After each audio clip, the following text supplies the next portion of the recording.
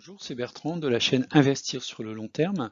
Alors, le sujet de la vidéo aujourd'hui, c'est l'analyse de la société Eurofin. Faut-il investir dans cette société? On va démarrer comme d'habitude avec un avertissement. Je ne suis pas conseiller financier, cette vidéo n'a pas pour but de vous proposer un placement financier ou un quelconque conseil d'achat, mais uniquement un but pédagogique et de partage. Vous restez responsable de vos investissements. On va démarrer comme d'habitude avec la fiche signalétique de la société. Donc Eurofin Scientifique fait partie des premiers prestataires mondiaux de services bioanalytiques. Donc ces prestations visent à valider la sécurité, l'authenticité, l'origine, l'identité et la pureté des substances biologiques contenues dans l'environnement, donc c'est-à-dire l'eau, l'air, le sol, etc., mais également dans les produits alimentaires, pharmaceutiques, cosmétiques et d'hygiène. La répartition géographique du chiffre d'affaires est la suivante, donc on a à peu près 60% en Europe, 30% en Amérique du Nord et 8,5% sur les autres continents, c'est-à-dire l'Afrique et l'Asie. Ce qu'il faut savoir, c'est que Eurofin dispose d'un portefeuille de plus de 200 000 méthodes analytiques, donc on a une couverture du spectre très large, et dispose d'un peu plus de 900 laboratoires dans le monde, donc une très belle répartition géographique. Vous avez sur l'image en fait les localisations des différents laboratoires et puis leurs spécificités. Donc est-ce qu'elles sont dans le domaine de la pharmacie? Est-ce qu'elles sont dans le domaine de l'analyse autour de tout ce qui est alimentaire?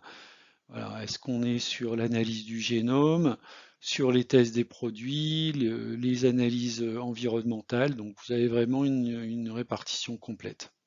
Alors si on regarde un petit peu l'activité en fait d'Eurofin, alors on en a entendu parler notamment avec le Covid, hein. Alors c'est sûr que les analyses, notamment en laboratoire médical, a boosté un petit peu la valeur Eurofin, mais ce qu'il faut bien comprendre, c'est que c'est pas l'activité d'Eurofin n'est pas 100% basée sur des laboratoires purement d'analyse biomédicale, on va dire.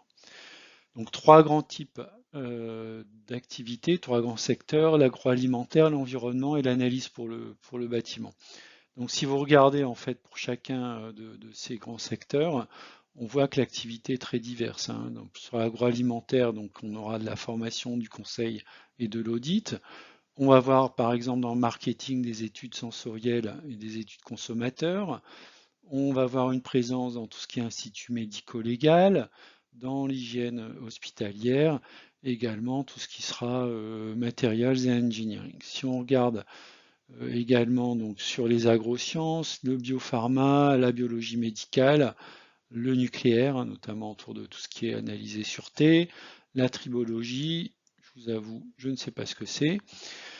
Ensuite, on va retrouver tout ce qui est Consumer Product and Testing. Donc là, c'est en vue, par exemple, des certifications au niveau des différentes normes.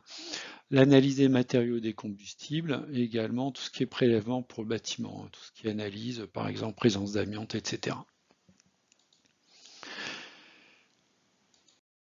Donc si on regarde quelques exemples d'activités du groupe, donc on n'est pas uniquement dans les laboratoires d'analyse médicale, on va retrouver ça dans tout ce qui va être analyse de cosmétiques, les détergents, l'électronique électrique et électronique, l'univers de la maison, les produits d'hygiène, l'emballage, les textiles et cuirs, jouets, puériculture, donc la cybersécurité, les projets industriels, les constructions, et également tout ce qui est équipement et protection individuelle. Donc on peut voir vraiment la société Eurofin offre à ses clients vraiment une très large gamme de services et de tests afin d'assurer la conformité, la qualité, la performance de leurs produits.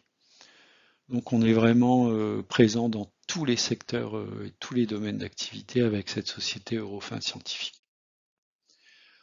Également des services, donc on l'a un petit peu dit, donc tout ce qui est conformité des produits et des services réglementaires.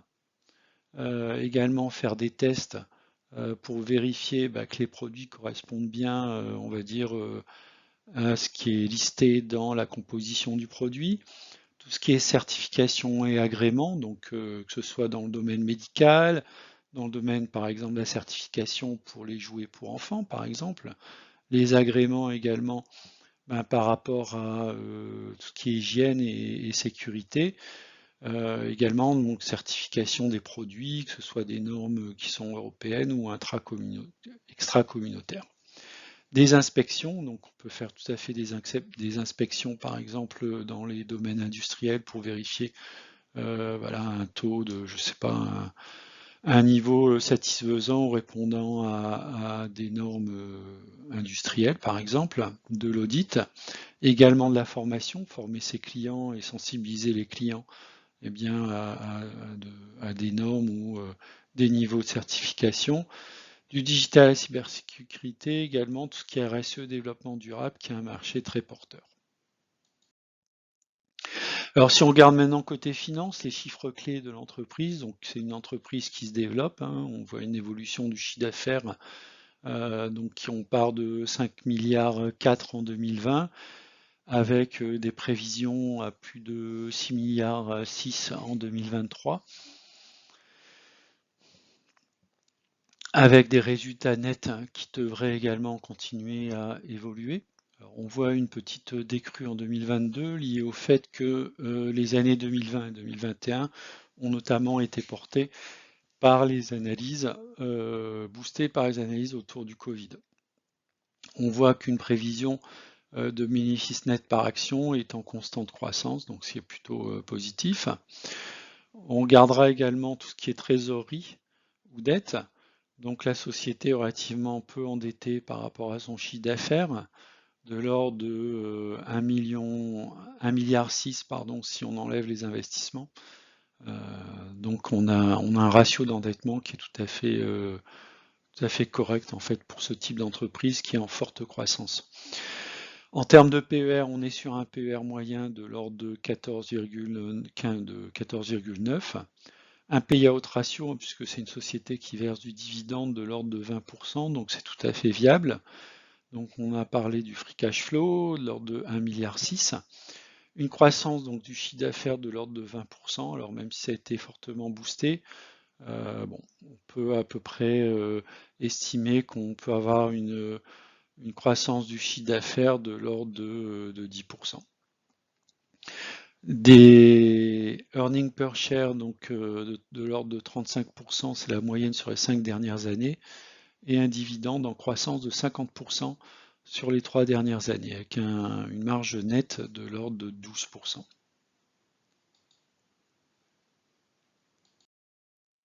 Si on regarde l'analyse graphique de long terme, donc sur une méthode utilisant les droites de régression linéaire, donc vous avez en jaune-orange, l'évolution du cours de bourse de la société sur les 20 dernières années, hein, globalement depuis 2002 jusqu'à 2022.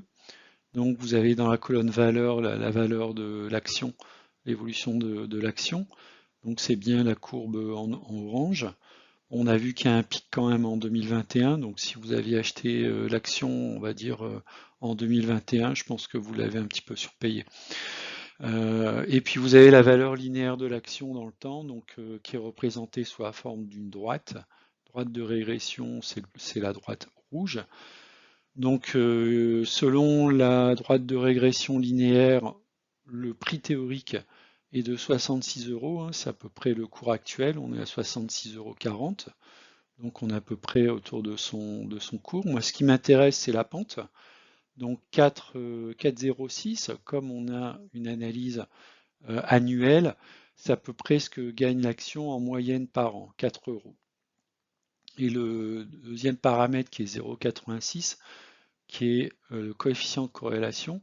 Plus on se rapproche de 1, plus c'est la corrélation parfaite, c'est-à-dire que si on avait une corrélation de 100%, ça veut dire que la courbe orange serait équivalente en fait à la droite rouge. Ça veut dire qu'on sait exactement quel sera le cours dans les prochaines années si on suit la droite de régression rouge.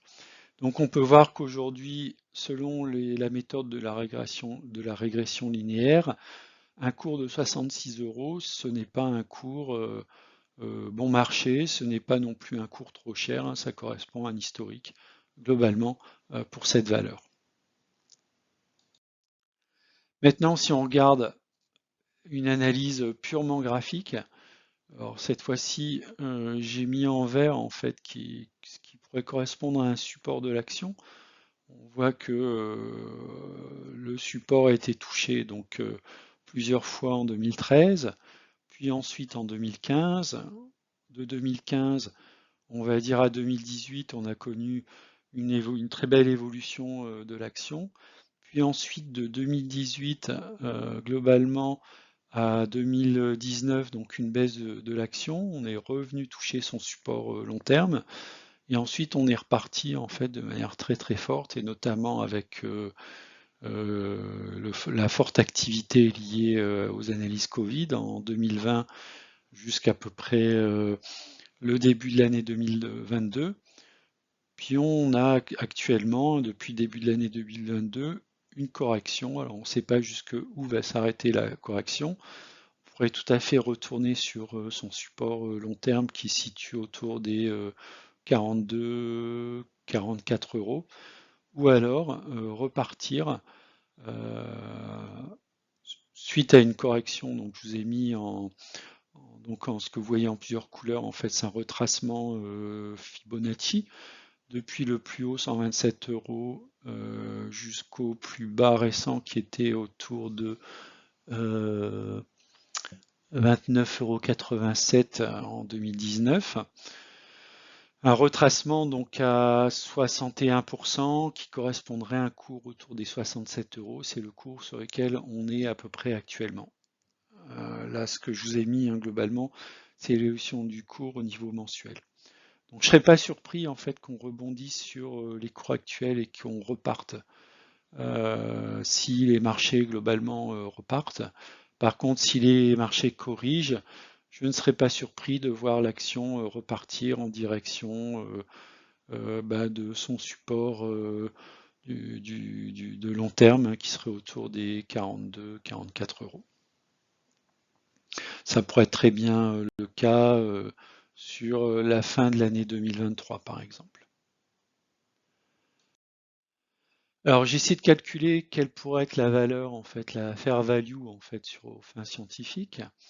Donc pour cela, j'ai récupéré un certain nombre d'indicateurs. Donc j'ai récupéré le revenu en millions d'euros, une estimation de la croissance du revenu moyenne, 22%, ce qui est peut-être un petit peu optimiste. Le free cash flow en pourcentage, on est autour de 15%. Le nombre d'actions, 192 millions d'actions, un PER moyen, alors là j'ai fait 3 scénarios autour du PER moyen, un PER moyen à 10, PER moyen à 15, un PER moyen à 20. Et ensuite la dette nette qui correspond donc globalement aux valeurs de dette moins en fait les cash équivalents ou alors les investissements. Donc je suis autour d'1,6 milliard en fait en termes de dette nette. Alors ce qui me donne en termes de calcul un prix de revient par action, si j'ai un PER moyen de 10 autour d'une action à 55 euros, si j'ai un PER moyen de 15 à 87 euros, si j'ai un PER moyen de 20 à 119 euros. Si je prends une marge de sécurité de 20%, ce qui me donne en fait une vision basse de l'action autour des 44 euros et une vision haute autour des 95 euros.